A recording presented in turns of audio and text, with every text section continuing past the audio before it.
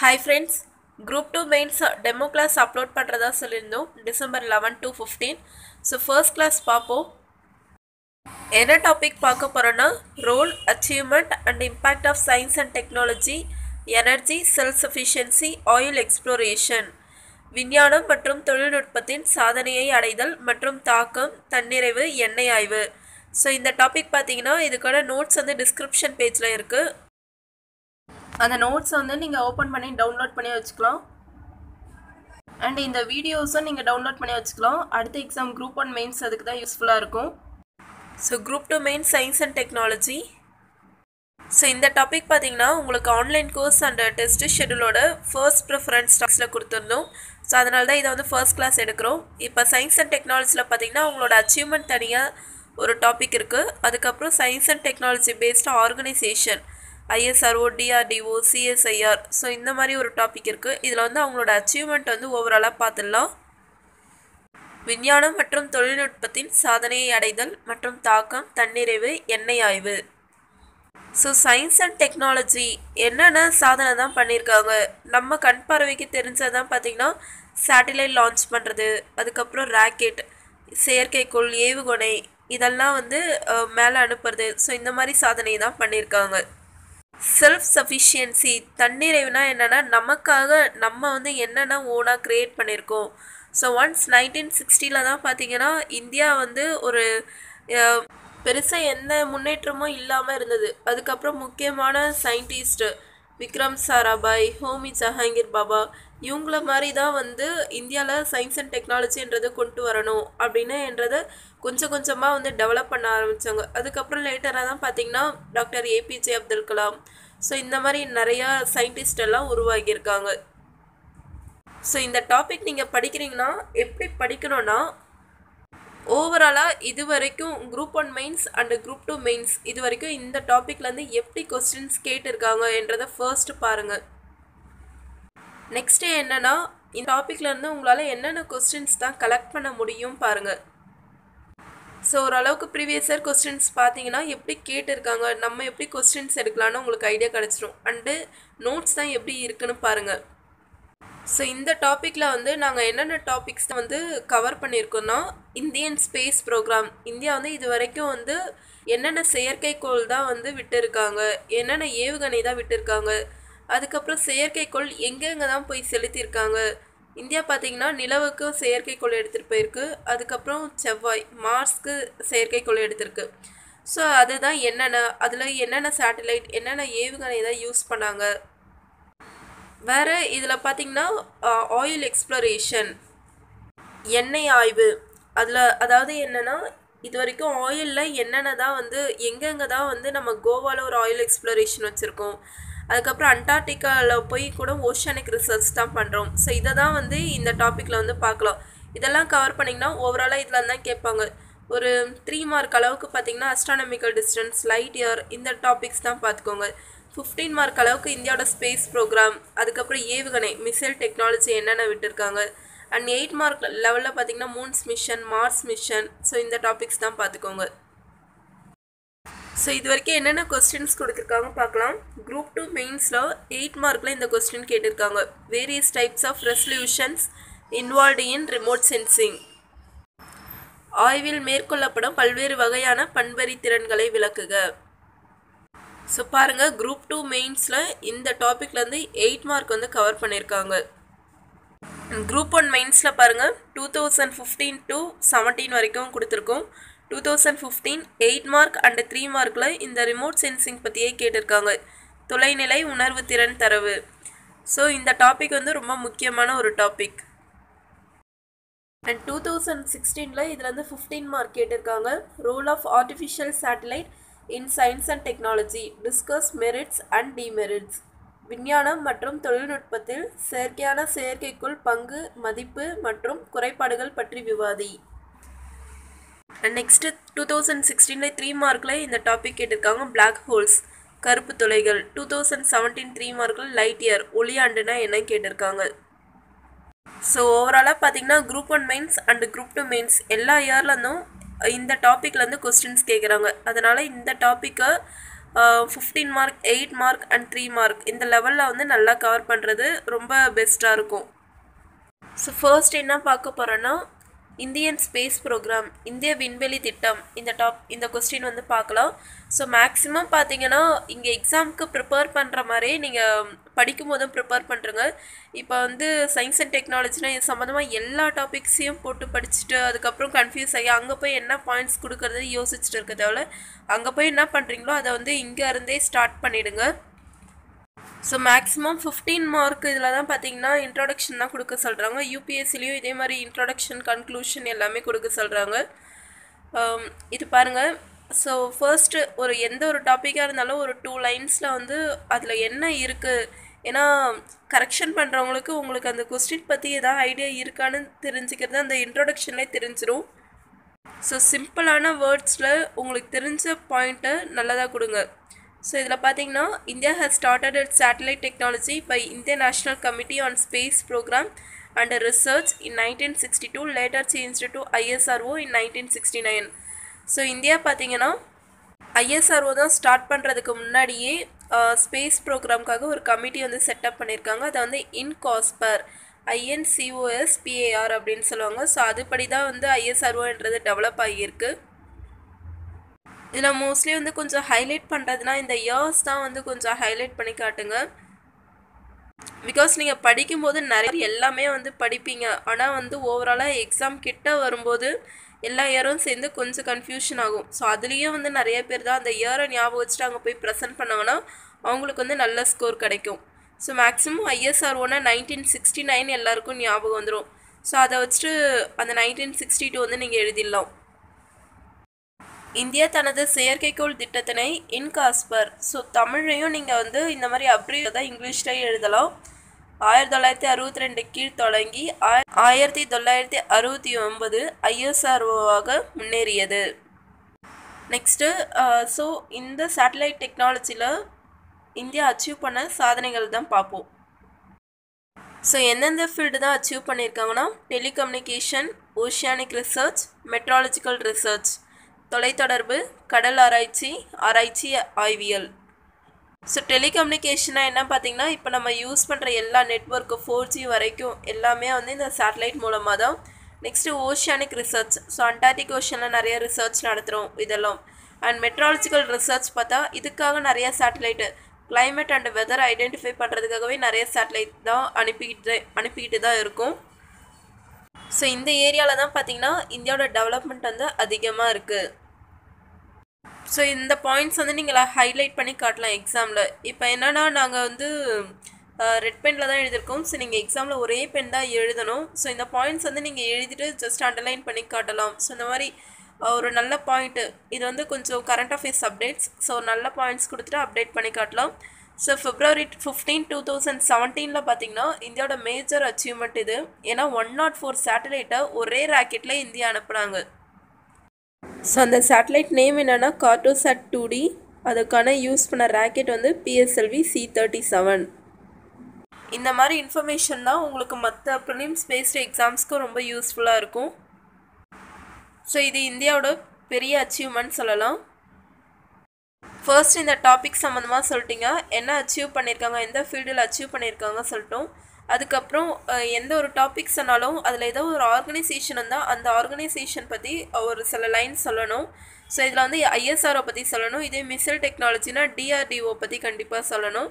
இதில் ISRO 1969 form பண்ணியிருக்காங்க. இது வந்து டிபார்ட்மெண்ட் ஆஃப் ஸ்பேஸ் கீழே கொண்டு வரப்பட்டது 1972. இப்போ ப்ரெசன்ட் எக்ஸிக்யூட்டிவாக யார் இருக்காங்கன்னா மிஸ்டர் AS கிரண்குமார். இந்திய விண்வெளி ஆராய்ச்சி 1969ஆம் ஆண்டு விண்வெளித்துறையின் 1972 திணைக்களத்தின் கீழ் உருவாக்கப்பட்டது. ஸோ இதோட துறை நிர்வாகி மிஸ்டர் AS கிரண்குமார். ஸோ என்னென்ன சேட்டலைட் தான் இது வரைக்கும் லான்ச் பண்ணியிருக்காங்க, ஓவராலாக பார்த்தீங்கன்னா நிறைய சேட்டலைட் இந்தியா லான்ச் பண்ணியிருக்காங்க. இதில் மெயினாக எல்லாராலையும் பேசப்பட்ட சேட்டலைட் தான் இதில் கொடுத்துருக்கோம். ஸோ என்ன இயர் அண்டு என்ன செயற்கைக்கோள், இந்த இயர் தான் வந்து ரொம்ப முக்கியம். நீங்கள் இந்த குரூப் 1 மெயின்ஸ், குரூப் 2 மெயின்ஸ் அதில் தான் எழுதினீங்கன்னா அந்த இயருக்கு தான் வந்து ஒரு நல்ல ஒரு அடையாளம் காட்டும் உங்கள் பேப்பரை. ஸோ 1975 பார்த்தீங்கன்னா ஆரியபட்டா, 1979 வந்து பாஸ்கரா 1, ஸோ தமிழ் எழுதுகிறவங்களும் இந்த சேட்டலைட் நேம் இங்கிலீஷ்லேயே எழுதலாம். அப்படியே உங்களுக்கு தமிழ் எக்ஸாக்டாக இதுக்கு தெரிஞ்சதுன்னா தமிழையும் நீங்கள் ட்ரான்ஸ்லேட் பண்ணிக்கலாம். ஸோ 1975 பார்த்தீங்கன்னா ஆரியபட்டா, 1979 பாஸ்கரா 1, 1980 ரோஹிணி, 1981 ஆப்பிள் 1. ஸோ இது வந்து பார்த்திங்கன்னா புவி தெரிஞ்சிக்கிறதுக்காக அனுப்பப்பட்ட சேட்டலைட். அண்ட் 1988 பார்த்தீங்கன்னா IRS, Indian remote sensing satellite. So நம்ம முன்னாடி ரிமோட் சென்சிங் ஒரு டாபிக் பார்த்தோம். அந்த டாப்பிக்கு இந்த சேட்டலைட்டை தான் நீங்கள் சொல்லணும். ஸோ மேக்ஸிமம் பார்த்தீங்கன்னா மெயின்ஸில் வந்து ஒரு டாபிக் டு இன்னொரு டாபிக் இதில் வந்து பாயிண்ட்ஸ் எடுத்து அதுக்கு ஆட் பண்ணுறது, ஸோ இந்த மாதிரி தான் நீங்கள் பண்ணலாம். அண்டு 1999 பார்த்தீங்கன்னா ஓஷன் சேட். ஸோ இது வந்து ஓஷனோகிராஃபிக் ரிசர்ச்சுக்காக. 2002 வந்து மெட் சேட். ஸோ இதோட நேம் வந்து கல்பனா 1. 2003 வந்து ரிசோர்ஸ் சேட். 2004 எஜுசேட் எஜுகேஷன் ரிலேட்டடாக. 2005 வந்து கார்டோசேட். And 2016 GSAT 18. ஸோ இதெல்லாம் பார்த்திங்கன்னா 2016 வரைக்கும். இப்போ ரீசெண்டாக வந்து நிறைய சேட்டலைட் தான் நம்ம லான்ச் பண்ணிகிட்டு இருக்கோம். அதை பற்றி ஸ்பெசிஃபிக்காக மென்ஷன் பண்ணலாம். இன்சாட்னா இந்தியன் நேவிகேஷன் சேட்டலைட். நேவினா வந்து கடல் சார்பா. ஸோ அதுக்காக for telecommunication and meteorological research, தொலைத்தொடர்பு மற்றும் வானியல் ஆராய்ச்சிக்கான இந்திய ஊடுருவல் செயற்கைக்கோள். ஸோ இதில் என்னென்ன சீரீஸ் தான் இது வரைக்கும் இந்தியா லான்ச் பண்ணியிருக்காங்கன்னா 1A 1B 1C 1D, 2A 2B 2C 2D, 3A 3B 3C 3D, 4A 4B 4C 4CR. So 2016 பார்த்தீங்கன்னா இன்சாட் 3DR அப்படின்னு ஒரு சேட்டலைட் லான்ச் பண்ணியிருக்காங்க. Next one IRNSS, Indian regional navigation satellite system. So இது வந்து பார்த்திங்கன்னா இதுவும் நேவிக்காக தான். இது வந்து ஓஷனோகிராஃபிக் ரிசர்ச்சுக்காக. ஸோ இன்சாட் பார்த்திங்கன்னா மெட்ரோலஜிக்கல் அண்ட் டெலிகம்யூனிகேஷன். இது வந்து ஓஷனோகிராஃபிக் ரிசர்ச். ஸோ ஓஷன் கடல் சார்பாக அதை பற்றி தெரிஞ்சுக்கிறதுக்காக. இந்திய பிராந்திய ஊடுருவல் செயற்கைக்கோள் அமைப்பு கடல்சார் ஆராய்ச்சி. ஸோ இதில் வந்து பார்த்திங்கன்னா 7 சேட்டலைட்ஸ் வந்து லான்ச் பண்ணியிருக்காங்க. IRNSS 1A 1B 1C 1D 1E 1F.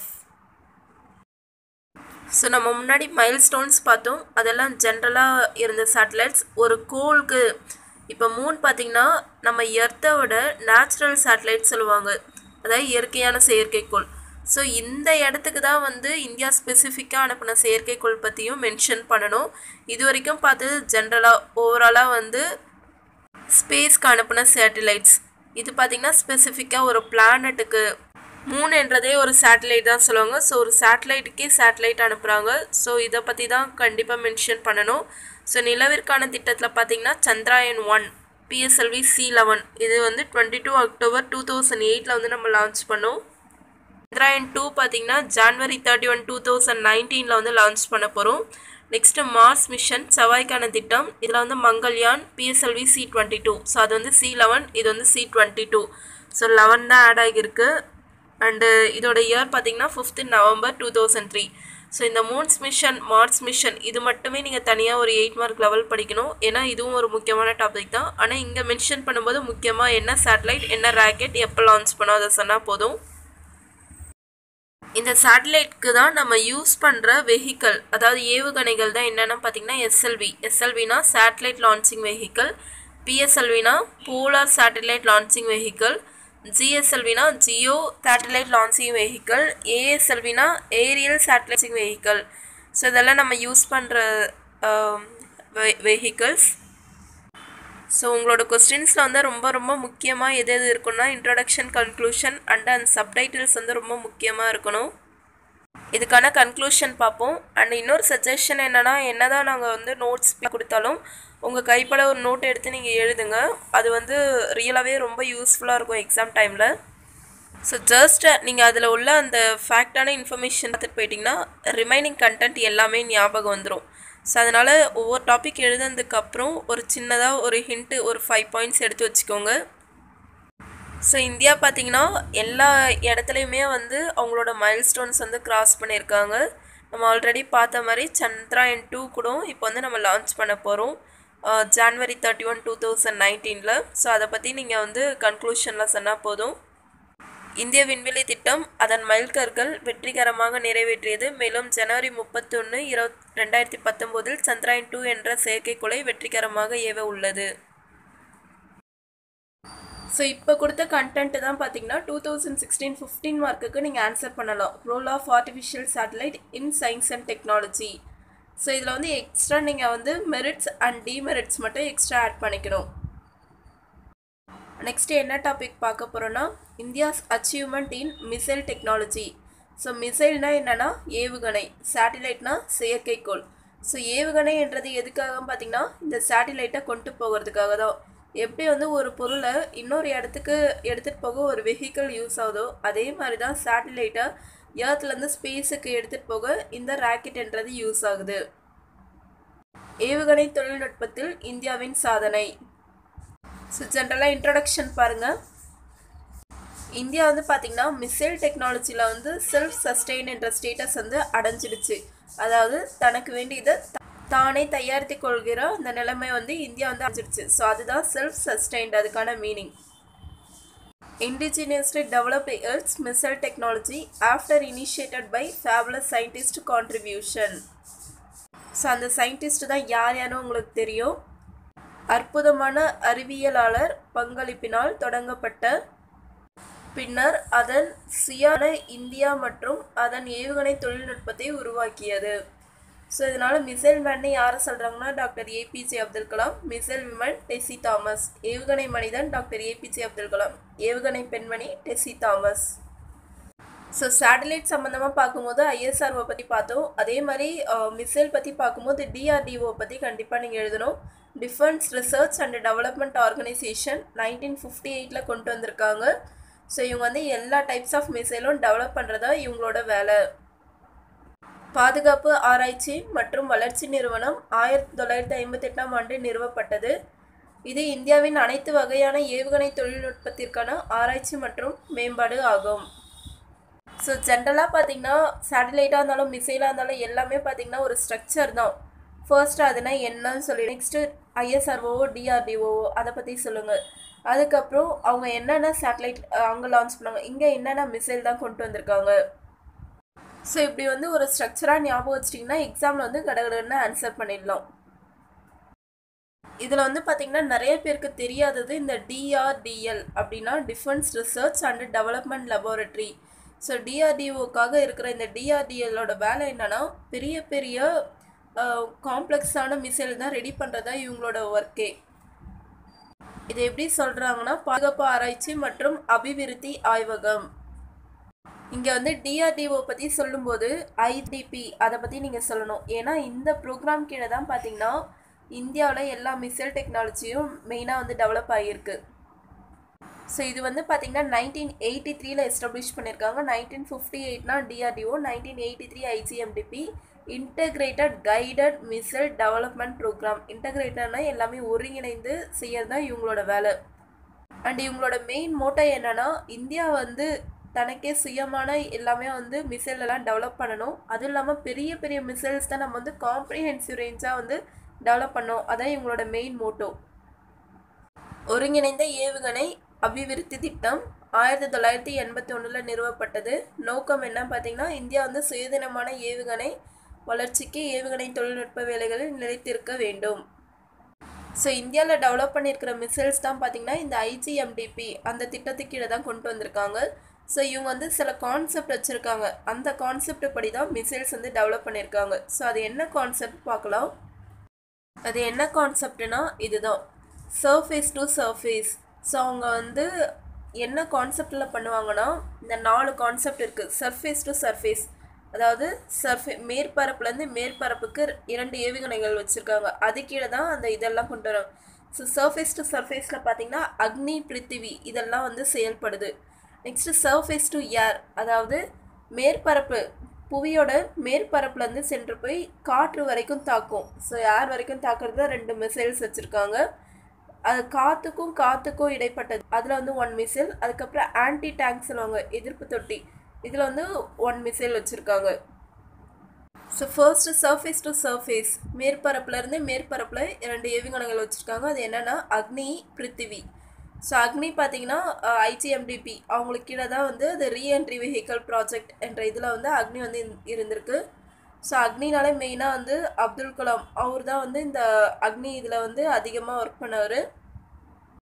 ஐஜிஎம்டிபியில் மறு விற்பனை வாகன திட்டமாக தொடங்கப்பட்டது. ஸோ இதில் வந்து இந்த டேப்லர் காலம் ரொம்ப முக்கியம். இதில் பார்த்தீங்கன்னா 6 சீரீஸ் வரைக்கும் லான்ச் பண்ணியிருக்காங்க. இதில் வந்து ஃபர்ஸ்ட் ஒன் வந்து MRBM சொல்லுவாங்க. அப்படின்னா என்னென்னா மீடியம் ரேஞ்ச் பேலிஸ்டிக் மிசைல். அதோட ரேஞ்ச் வந்து எவ்வளோனா 700 to 1200 கிலோமீட்டர் வரைக்கும் அது போகும். நெக்ஸ்ட்டு செகண்ட், தேர்டு, ஃபோர்த் இது எல்லாமே பார்த்தீங்கன்னா ஐஆர்பிஎம்னா என்னென்னா intermediate range ballistic missile. So இதோட எக்ஸ்பென்ஷன் தான் நீங்கள் எழுத தேவையில்ல, தெரிஞ்சுக்கணுன்றதுக்காக சொல்கிறேன். அதோட ரேஞ்ச் தான் பார்த்துக்கோங்க. 2000 to 2500. தேர்ட் ஒனுக்கு 3000 to 5000 and fourth one 2500 to 3700. Fifth and sixth என்னென்னா ஐபிஎம் அப்படின்னா intercontinental ballistic missile. So அது வந்து 5000 to 8000 and sixth one 10,000 to 12,000. So ராக்கெட்னா இப்படி தான் இருக்கும். மோஸ்ட்லி சேட்டிலைட் ராக்கெட் இதெல்லாம் பார்த்தீங்கன்னா கிராவிட்டி வந்து தான் வந்து லான்ச் பண்ணுவாங்க. அதனால தான் சில பிளேஸ் தான் இருக்குது. ஸ்ரீஹரிக்கும், அதுக்கப்புறம் ஒரிசாவில் சில பிளேஸ். ஸோ இந்த மாதிரி கரெக்டாக எங்கே கிராவிட்டி கம்மியாக இருக்கோ அங்கேருந்து தான் இதை தான் லான்ச் பண்ணுறாங்க. நெக்ஸ்ட் ஒன்று என்னென்னா பிருத்திவினா என்னென்னா சூப்பர் சோனிக்னா என்னென்னா ஃபாஸ்ட்டாக போகிறது. Low range perfectly defeat the target within seconds. So இந்த வேர்ட்ஸ் தான் ரொம்ப முக்கியம். வினாடிக்குள் இலக்கை முழுமையாக தோற்கடிக்கும். இதில் பார்த்தீங்கன்னா 1, 2, 3 இந்த டைப் தான் இருக்குது. ஸோ ஃபர்ஸ்ட் என்னென்னா SRBM அப்படின்னா short range ballistic missile. So short ரேஞ்ச்ன்றதுனால 150. இதை வந்து ஃபர்ஸ்ட் எங்கே யூஸ் பண்ணியிருக்காங்கன்னா ஆர்மியில் வந்து யூஸ் பண்ணியிருக்காங்க. செகண்ட் அண்ட் தேர்ட் எல்லாமே வந்து SRBM தான். ஸோ செகண்ட் ஒன் வந்து ஆர்மி ஏர்ஃபோர்ஸ் 2 படைக்கு யூஸ் பண்ணியிருக்காங்க. அண்ட் தேர்ட் ஒன் பார்த்தீங்கன்னா ஆர்மி நேவி ஏர்ஃபோர்ஸ் 3 இதுக்கு யூஸ் பண்ணியிருக்காங்க. இதில் தனுஷ்னு ஒன்று இன்ட்ரடியூஸ் பண்ணாங்க, எல்லாருக்கும் தெரிஞ்சிருக்கும். ஸோ இது வந்து பிருத்திவி 2 and 3 அதோட மாடிஃபை ஆகி வந்தது தான். இது வந்து எங்கே யூஸ் பண்ணியிருக்காங்கன்னா நேவிக்கு வந்து யூஸ் பண்ணியிருக்காங்க. So first surface to surface பார்த்தாச்சு. நெக்ஸ்ட் என்னென்னா சர்ஃபேஸ் டு ஏர், மேற்பரப்புலேருந்து காற்று வரைக்கும் போகிறது. இதில் வந்து பார்த்தீங்கன்னா காற்று வரைக்கும் போகிறதுனால ஃபர்ஸ்ட் ஒன் வந்து ஆகாஷ்னா ஆகாயம், ஸ்கை ஞாபகம் வச்சுக்கோங்க. ஸோ இது வந்து பார்த்தீங்கன்னா 30 கிலோமீட்டர் வரைக்கும் போகும் அண்ட் 18 கிலோமீட்டர் ஆல்டிடியூட் வரைக்கும் போகுது. ஸோ 15 செகண்ட்ஸ்குள்ளே அதோட டார்கெட்டை நோக்கி அழிச்சிட்டு வந்துடும்.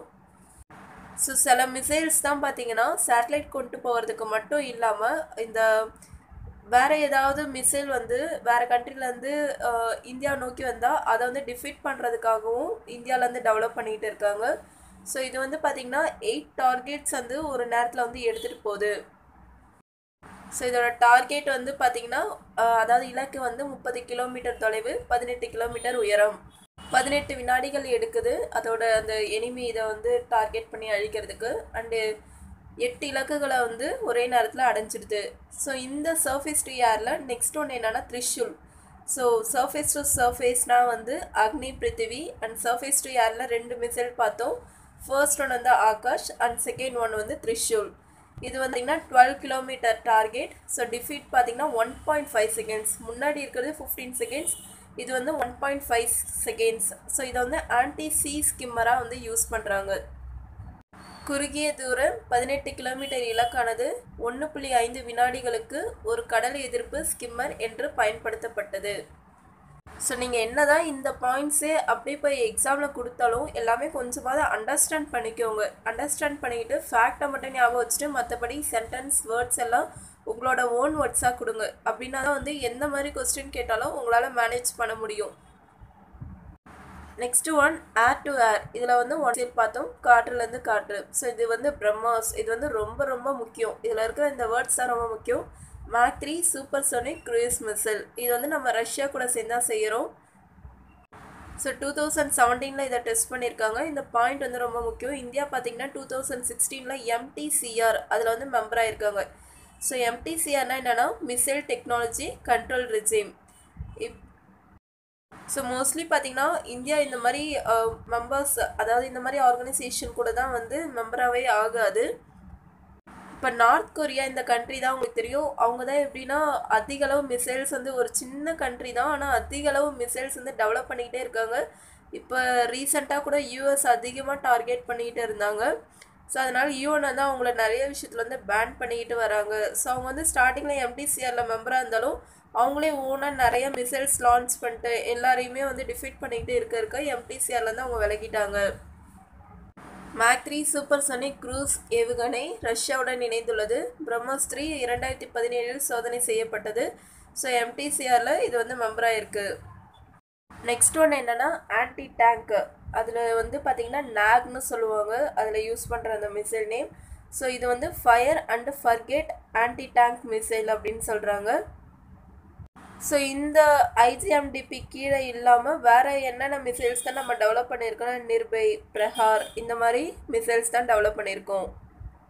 ஸோ இந்தியா பார்த்திங்கன்னா அதோட மைல்ஸ்டோனை க்ராஸ் பண்ணியிருக்கு. யாரோட ஹெல்ப்போடதுன்னா டிஆர்டிஓ. ஸோ இதான் கன்க்ளூஷனாக இருக்கும். ஸோ நான் சொன்ன எந்த ஒரு டாப்பிக்காக இருந்தாலும் ஃபைனலாக வந்து ஒரு சின்ன ஹிண்ட்டு மாதிரி எடுத்து வச்சுக்கோங்க, எக்ஸாம் டைமில் ரிவிஷன் பண்ண ஈஸியாக இருக்கும்னு. ஸோ என்ன ஹிண்ட்டு நீங்கள் எடுத்து வைக்கலான்னா, அந்த ஹெட்டிங்ஸ் சப்ஹெட்டிங்ஸ் கொடுக்குறீங்கல்ல, அதை வந்து நீங்கள் ஒரு சின்ன ஹிண்ட்டாக வந்து எடுத்து வச்சிட்டிங்கன்னா அதை வந்து எக்ஸாம் டைமில் ரிவிஷன் கொடுத்திங்கன்னா அந்த ஹெட்டிங் ஞாபகம் இருந்தால் போதும், சப்ஹெட்டிங் அது கீழே இருக்கிற கண்டென்ட் தானாக ஞாபகம் வரும். அந்த சப்ஹெட்டிங் கீழே ஏதாவது உங்களுக்கு வந்து இயர் பேஸ்டாக ஏதாவது இருந்தால் அந்த இயர் மட்டும் எடுத்து நோட் பண்ணிக்கோங்க. அது வந்து உங்களுக்கு எக்ஸாம் டைமில் ரொம்ப யூஸ்ஃபுல்லாக இருக்கும். Role of science and technology. So இந்த டாப்பிக்கில் பார்த்தீங்கன்னா பார்ட் 1 எடுத்திருக்கோம் and part 2 video tomorrow upload. இந்த கிளாஸஸ் உங்களுக்கு யூஸ்ஃபுல்லாக இருந்தால் எங்களோட science and technology, administration, socio economic issues, so இந்த டாப்பிக்கான ஆன்லைன் கோர்ஸ் வந்து நீங்கள் ஜாயின் பண்ணிக்கலாம். ஸோ இப்படி தான் நாங்கள் வீடியோஸ் கவர் பண்ணுவோம். என்ன ஒன்றுனா ஒவ்வொரு டாப்பிக்கும் பார்த்திங்கன்னா 1 ஹவர்லேருந்து 1.5 ஹவர்ஸ் வரைக்கும் இருக்கும். ஸோ இது வந்து டெமோ கிளாஸ், இதோட கண்டினியூஷன் வந்து நெக்ஸ்ட் வீடியோவில் வந்து அப்லோட் பண்ணுறோம். ஸோ ஒவ்வொரு சப்ஜெக்ட்டுக்கும் ஆன்லைன் கோர்ஸ்க்கான ஃபீ எவ்வளோனா ₹2000. ஸோ இந்த பேமெண்ட்டுக்கு ஏற்ற மாதிரி உங்களுக்கு வந்து குவாலிட்டியாக எல்லாமே இருக்கும். அண்ட் டெஸ்ட் பேட்ச் பார்த்திங்கன்னா இப்போ 15th அன்றைக்கி கிளாஸ் ஸ்டார்ட் ஆகுதுன்னா 23rd வந்து டெஸ்ட்டு ஸ்டார்ட் ஆகுது. ஸோ அந்த வாரத்துக்கு வேண்டிய அந்த டெஸ்ட்டுக்கு தேவையான கிளாஸஸ் எல்லாம் நாங்கள் கொடுத்துருவோம். ஸோ நீங்கள் அதை ப்ரிப்பேர் பண்ணிட்டு ரிவிஷன் கொடுத்துட்டு எழுத வேண்டியது தான். ஸோ ஜாயின் பண்ண இன்ட்ரெஸ்ட் இருக்கிறவங்க இந்த ரெஜிஸ்ட்ரேஷன் அண்ட் பேமெண்ட் ஃபார்ம் வந்து ஃபில் பண்ணிவிடுங்க. சிலபஸ் வந்து டிஸ்கிரிப்ஷன் பேஜில் இருக்குது, அதை டவுன்லோட் பண்ணிக்கோங்க. அதுக்கப்புறம் இப்போ பார்த்ததுக்கான நோட்ஸை வந்து டிஸ்கிரிப்ஷன் பேஜில் இருக்குது, நீங்கள் அதையும் டவுன்லோட் பண்ணிக்கலாம். வேறு ஏதாவது டீட்டெயில்ஸ் என்ன எங்களோட வாட்ஸ்அப் நம்பர் காண்டாக்ட் பண்ணுங்கள். ஸோ உங்கள் ஃப்ரெண்ட்ஸ் இந்த எக்ஸாம் ப்ரிப்பேர் பண்ணுறவங்களா இருந்தால் அவங்களுக்கு இந்த வீடியோ வந்து ஷேர் பண்ணுங்கள். தேங்க்யூ.